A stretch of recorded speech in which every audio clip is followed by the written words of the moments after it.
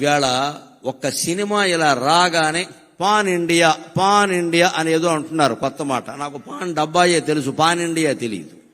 ప్రతి cinema pan India. మన ప్రాణాలు తీసే సినిమా కూడా పాన్ ఇండియానే. ఆయన బతికినంత కాలంలో నువ్వు కృష్ణుడు పాత్ర హిందీలో వెయ్యండి, రాముడు పాత్ర హిందీలో వెయ్యండి, మేము తీస్తామని ₹1 కోటి ఇస్తామన్నారు. ఆ రోజుల్లో ₹1 కోటి చాలా ఎక్కువ అండి. 70లో ₹1 కోటి అంటే ఏమిటమ్మా, చాలా ఎక్కువ. ఆయన ఏమన్నారంటే, నాకు సన్నిహితుల ద్వారా తెలిసిన మాట, కోటి ఎందుకండి, తెలుగులో తీయండి, 10 లక్షలు ఇవ్వండి చేస్తానని చెప్పాడు. మీరే నిర్మాతలుగా ఉండి తెలుగులో తీయండి, ఇంకా శ్రీకృష్ణుడికి సంబంధించి బోల్డు కథలు రావాలి, రాముడికి సంబంధించి బోల్డు కథలు రావాలి. తెలుగులో తీయండి, నా భాషకి మేలు జరుగుతుంది, నా వాచకం ద్వారా నా భాషకి మేలు జరగాలి, నాకు కాదు అని కోరుకున్న మహానుభావుడండి ఎన్టీఆర్. కోటి నాకు అక్కర్లేదు, నా భాషలో తీయండి. ₹1 కోటి ఏమైనా తక్కువ, ఎవరు వదులుకుంటారండి? ఆవేళ ఇవాళ కోటి లెక్క లేకపోవచ్చమ్మా, ఆవేళ ఎంత లెక్క, అది 70లో కోట్లంటే ఎంత లెక్క. అంత పద్ధతిగా ఉండేవాడు ఆయన. ఇంకొక మాట, ముఖ్యంగా నన్ను ఆయన్ని అభిమానిని చేసింది ఏమిటంటే, ఆయన నటించిన పాత్రల్లో ఎవరికీ తలవంచకు, ఎవరిని యాచించకు, గుండె బలమే నీ ఆయుధం, నిండు మనసే నీ ధనం. ఎవరికీ తలవంచకు, ఎవరిని యాచించకు, జీవితమే ఒక వైకుంఠపాళి, నిజం తెలుసుకో భాయి. జీవితమే ఒక వైకుంఠపాళి, నిజం తెలుసుకో భాయి. ఎగరేసే నిచ్చెనలే కాదు, పడదోసే పాములు ఉంటాయి. చిరునవ్వులతో విషవలయాలను ఛేదించి ముందుకు పోవోయి, ఛేదించి ముందుకు పోవోయి. ఎవరికీ తలవంచకు, ఎవరిని యాచించకు. ఇది నన్ను ఆయనకి అభిమానం చేసింది, ఆయనకి అభిమానం చేసింది.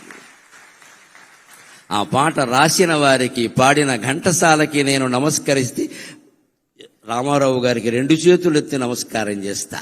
ఆ తెర మీద ఆయన ఎవరికి అని ఇలా అంటుంటే, జీవితంలో ఎవడి దగ్గర చెయ్యి చాపద్దు అని ఆ రోజు గరికిపాటి నరసింహారావు నిర్ణయించుకున్నాడమ్మా. ఈ రోజుకి నేను అలాగే ఉన్నా, ఈ రోజుకి నేను అలాగే ఉన్నా. నాకు చెయ్యి చాపాల్సిన అవసరం రాకుండా చేసింది కూడా ఆయనే, నిజం చెప్పాలంటే.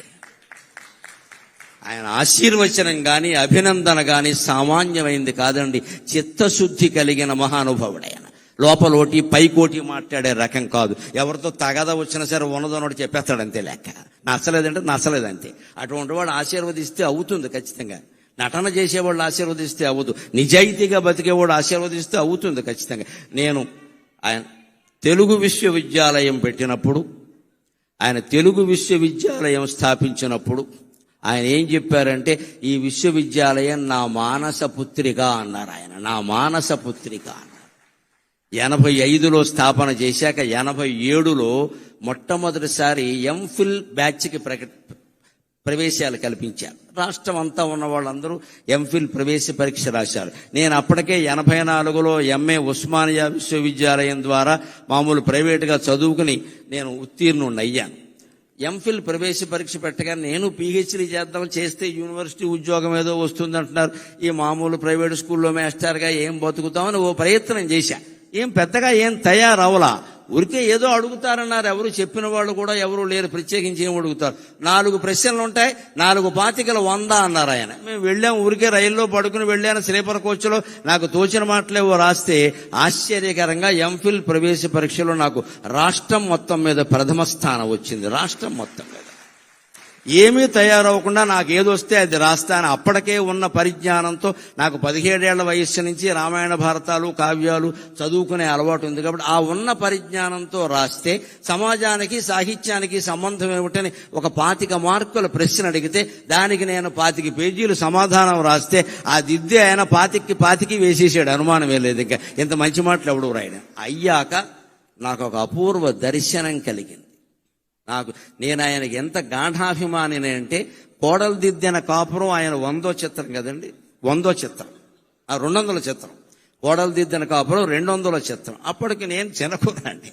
కానీ నాకు ఎంత పిచ్చి అంటే, మనం ఎన్టీఆర్ అంటే అభిమానం ఇలా ఉంటే అలాగా అని అంతవరకు ఆయన నటించిన 200 చిత్రాలు ఏంటి, అందులో హీరోయిన్లు ఎవరు, దర్శకుడు ఎవరు, సంగీతం ఎవరు, అందులో టీవీ రాజు సంగీతమా కాదా, అదొకటి నాకు కావాలి. ఇప్పుడు ఆయనకి బాగా ఇష్టం టీవీ రాజు అంటే. టీవీ రాజు గారి సంగీతమా కాదా, ఇలా ఒక పట్టిక తయారు చేశారు. 200 పెద్ద బాటనీ రికార్డు, సైన్స్ రికార్డు లాగా 200 సినిమాలది. ఇంత చేసిన వాడిని ఎప్పుడైనా ఆయన దొరుకుతాడా, ఆయనకి చూపించి మీకోసం మీ అభిమానంతో నేనంత చేశాను అంటే ఆయన దర్శనం నాకు దొరకలేదు, కానీ అపూర్వంగా దొరికింది. నా ప్రతిభ ప్రదర్శింపబడ్డాక ఆయన పిలిచి నన్ను మెచ్చుకునే అవకాశం వచ్చిందండి. పిలిచి మెచ్చుకునే అవకాశం. ఎంఫిల్లో 87వ సంవత్సరంలో నేను సర్వప్రథమ స్థానం సాధించాక చేకూరు రామారావు గారిని ప్రొఫెసర్ ఉండేవారు, అప్పుడు మహానుభావుడు, ఇప్పుడు కీర్తిశేషుడు. ఆయన ఏమయ్యా గరికిపాటి, నీకు తెలియదు, చిన్న కొరాడవి, రాష్ట్రం మొత్తం మీద ఫస్ట్ ప్రైజ్ వచ్చిందయ్యా, తెలుగు విశ్వవిద్యాలయానికి మొదటి బ్యాచ్, మొదటి విద్యార్థి నువ్వే వినాయకుడివి అన్నాడు ఆయన.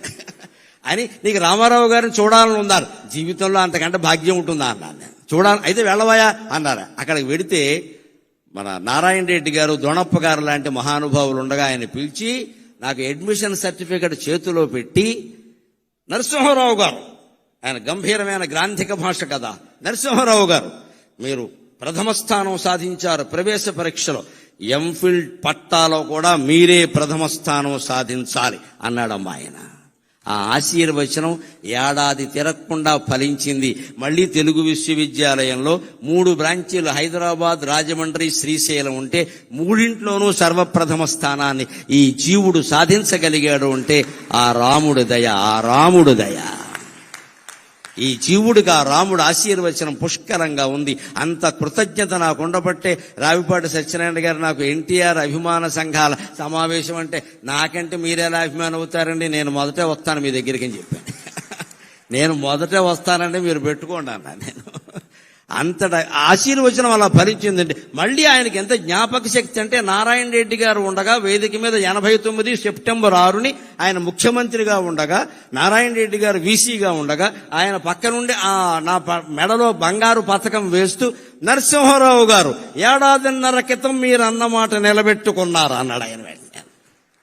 1.5 క్రితమే మీతో అన్నాను నేను, మీరు ప్రథమ స్థానం వస్తారని. ఆ ప్రకారం చేశారు. సంతోషం. అంతటి జ్ఞాపక శక్తి ఆ మహానుభావుడికి. ఆ రకంగా నేను అనేక రకాల ఆయన అభినందనలు కాదు, అనుగ్రహాన్ని పొందగలిగాను నిజం చెప్పాలి అంటే. అలాగ వైకుంఠపాళి మీద పాడినటువంటి పాట అంతేకాదు, కొన్ని కొంటె చిత్రాలు కూడా ఆయనకి నన్ను చాలా బాగా ఆకర్షించాయి. జీవిత చక్రం అని సినిమా వచ్చింది, అందులో వాణిశ్రీ ఆయన. మాకు కొత్త డాన్సులు, అప్పుడు కొంచెం కొత్త వాళ్ళంతా వచ్చారు. మన మహమ్మద్ రఫీ పాటలు, పిబి శ్రీనివాస్ ఇక్కడ పాడడం, ఇవన్నీ ఉండేవి. దాంతో రామారావు గారు స్టైల్ కొంచెం మార్చుకోవాల్సి వచ్చింది. ఎక్కడికక్కడ ఆయన మార్చుకునేవాడు కాబట్టే నిలబడ్డాడు రంగంలో. ఊరికి అదే పట్టుకుని వేలాడితే ఉండడు ఎవడో ఇక్కడ. అది నేర్చుకోవాలి నిజంగానే. ఆ జీవిత చక్రం సినిమాలో వాణిశ్రీతో కలిసి ఆయన డాన్స్ చేస్తాడంటే మామూలు పాట కాదు అది. కళ్ళల్లో కళ్ళు పెట్టి చూడు ఓ లమ్మి, కళ్ళల్లో కళ్ళు పెట్టి చూడు అని ఎగురుతాడండి. తాడేపల్లిగూడెం కృష్ణా బాలాజీ టాకీస్లో ఆ సినిమా చూస్తూ కుర్చీ మీద ఎగిరిన వాళ్ళలో నేను ఒకడిని. నాకు ఇది ఒక అవకాశం. ప్రవచనాల్లో చెప్పలేని మాటలన్నీ ఇక్కడ చెప్పేయచ్చు. ప్రవచనాల్లో ఈ మాటలు చెబితే ఖాతాలు పోతాయి. ఇక్కడైతే అన్నీ చెప్పేయచ్చు అడిగాను. తాడేపల్లిగూడెం కృష్ణా బాలాజీ టాకీస్లో జీవిత చక్రం సినిమా చూడడం కోసం కాలేజీ కడుతున్నామని ఇంటి దగ్గర అబద్ధం చెప్పి 8:30కే వచ్చేసి అక్కడ రిజర్వ్ టికెట్ కోసం చెయ్యి విరగొట్టుకున్న వాళ్ళు నేను ఒకన్నాను.